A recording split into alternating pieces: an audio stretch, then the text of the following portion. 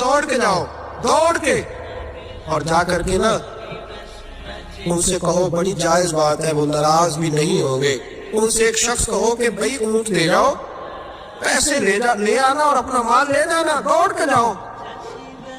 ایک شخص دوڑنے لگا تو سردار کی بیوی خیمے کے اندر تھی، پردے کے پیچھے سے گولی کرنے لگی، خبردار کوئی پیچھے نہ جائے، اگر پیسے مل گئے تو ٹھیک ہے، نہ ملے تو میں دے دوں گا، کوئی پیچھے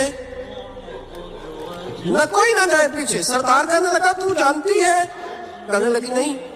کہا گارنٹی کیوں دے رہی ہے؟ تو کہنے لگی تم نے ان کا چہرہ نہیں دیکھا؟ تم تو سودے کر رہے تھے، میں پردے کے پیچھے سے دیکھ رہی تھی۔ پیر میرے علی شاہ صاحب کو کسی نے کہا تھا نبی پاک کا حلیہ بیان کرے، بتائے حضور کے کان مبارک کیسے تھے، آنکھیں کیسی تھی، ناک مبارک کیسی تھی، بینی مبارک کیسی تھی۔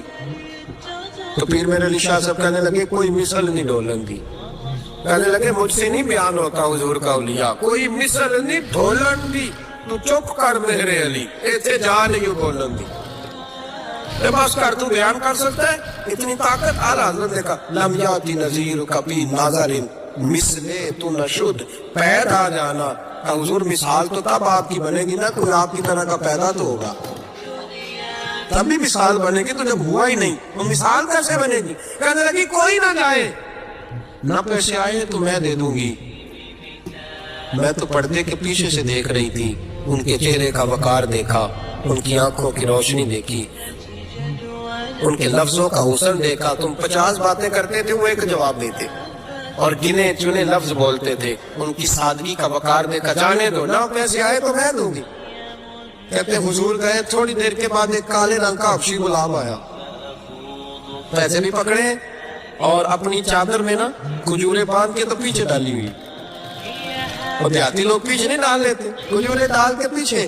کہتے وہ آئے اور ان کے آنے کا انداز بھی بڑا نرالا تھا، کہتے وہ جھومتے جھومتے اللہ کا ذکر کرتے، اللہ الصمد کرتے پہنچ گئے، اور آگے کہنے لگے تم سے میرے نبی نے اونٹ خریدا؟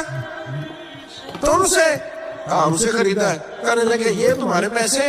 اور پھر چادر کھول کے صحرا پہ بچھا دی، کہنے لگے یہ تمہارے پیسے، اور کھجورے کھاؤ، میرے نبی نے تحفہ بھیجا ہے، کھاؤ، حضور نے تحفہ بھیجا ہے۔